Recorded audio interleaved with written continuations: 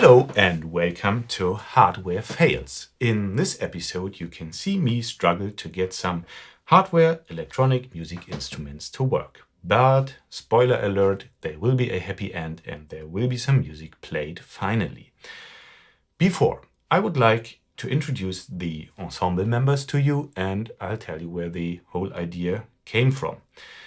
I have been playing music with a mix of analog instruments like this one and electronic instruments before. Usually I had one sampler, like this one here, loaded with snippets from old vinyl jazz recordings, with field recordings, with music effects or the single components of a beat. And then I played and arranged and rearranged and improvised with the prepared material on the fly in a live situation. For this video, I wanted to make things different. I wanted an own sound source and an own device for each element of the music. In theory, that makes any detail more accessible and allows you to change something in the moment more quickly, but in practice, that turned out to be much more challenging than I had thought. So in the beginning, more mistakes took place than music. And as fail videos seem to be the much more popular genre than saxophone videos, I decided to change plans for hardware fails. I recorded my working progress and soon I had an SD card filled with short videos with funny little accidents. Actually, the first version of this video was 60 minutes long in the editor, which matches the whole fail concept very well, but still, this is my second version, trying to cut it down from 60 minutes to 16 minutes. If you want to get notified as soon as the extended director's cut 1 hour long version is coming out, if it's coming out one day, click like or subscribe. And now, may I introduce the band to you. On bass for you tonight is the Soxbox. It is a copy of an early 1980s Roland bass synthesizer, which was rebuilt by students from the MIT Electro Engineering department some years ago. They put out an open source manual how to build one, so by now anybody can produce a Soxbox like this one. It is made by a, I guess, unknown company from Japan called Pharmasonic. Look, here it says Soxbox and I think it also says Pharmasonic. Oh, wait a second.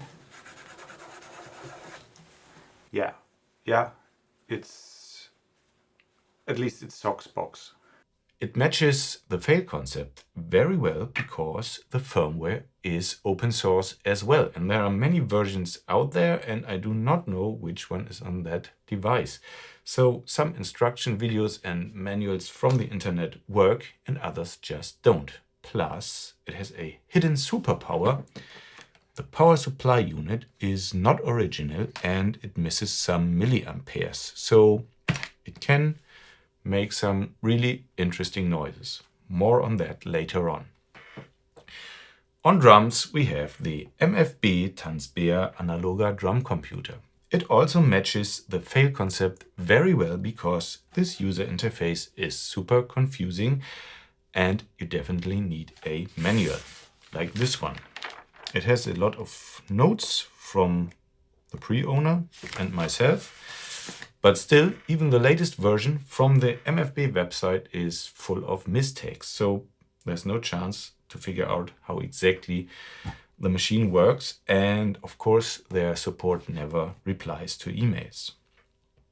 Then we have the keyboard player, which is actually split in a keyboard and a player, or a sound module to be more precise. The user interface and the manual are very clear, but it matches the fail concept also very well because these faders are really tiny and they are responsible for how the whole thing sounds. So moving them 1 millimeter too short or too far can change everything and ruin however you had planned it to sound it like. The last ensemble member is kind of a conductor. It does not make any sound on its own, but it makes the less reliable members play together. He does not match the fail concept so well. He does a good job.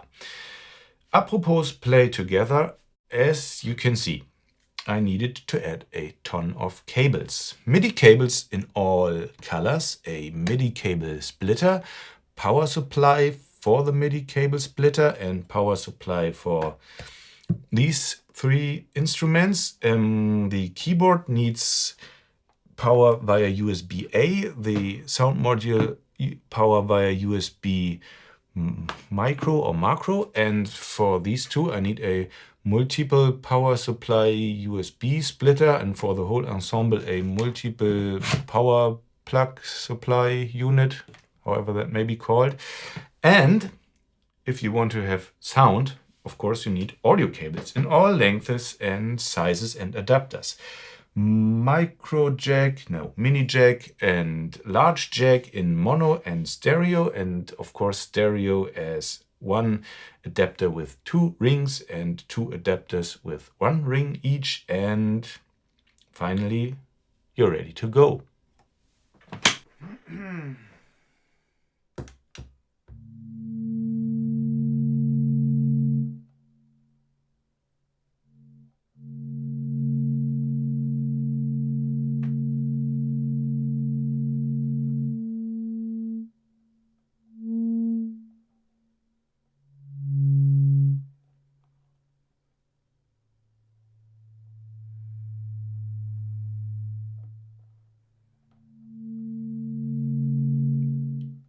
Listen to the tuning.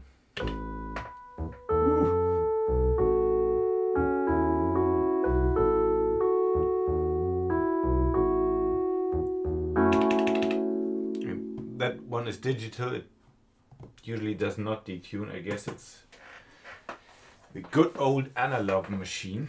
I check with the tuner. How did that work? It's keyboard. Whoa, that's a quarter tone.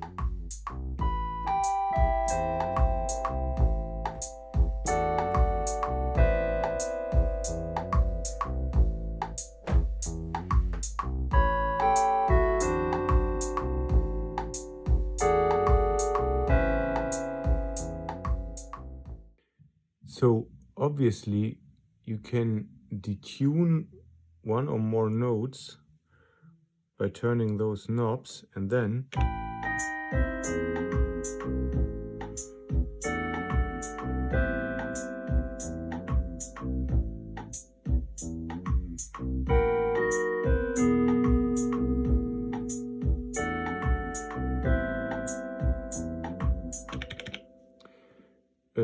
it's good to know, but if you don't, well, things happen like the accident shortly before.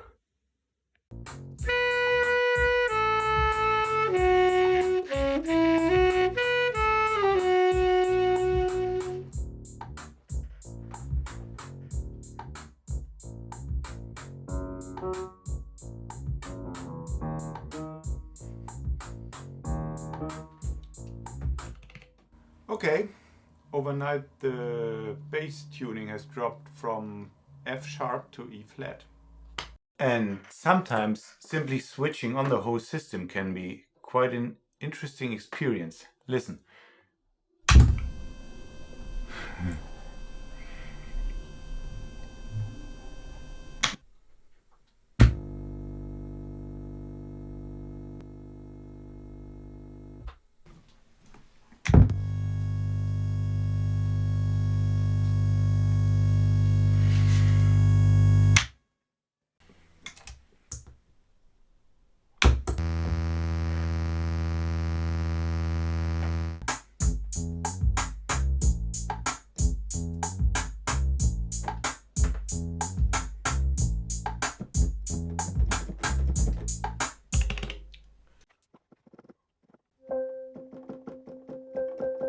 Ah.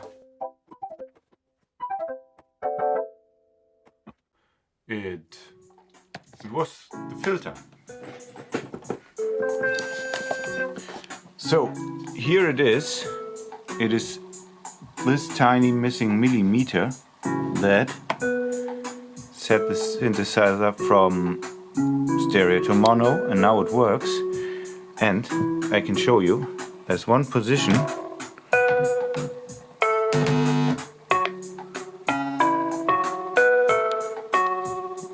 where it plays the internal speakers and the external speakers in mono as well. Great, isn't it? Here's another switching on sound.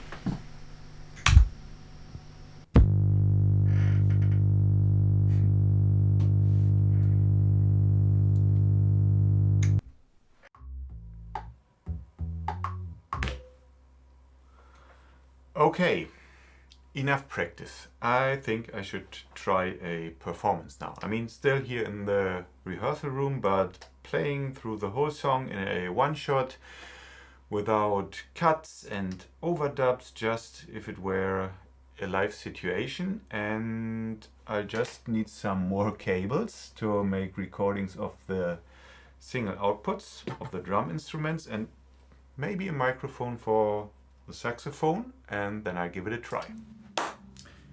Take 1. Saxophonisten haben immer Hüte und Sonnenbrillen an.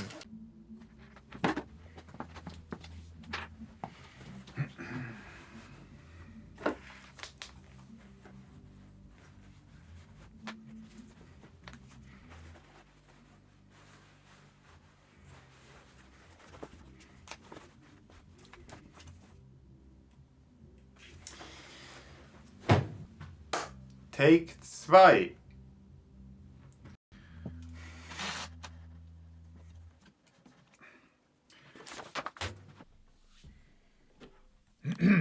Take Nummer 3.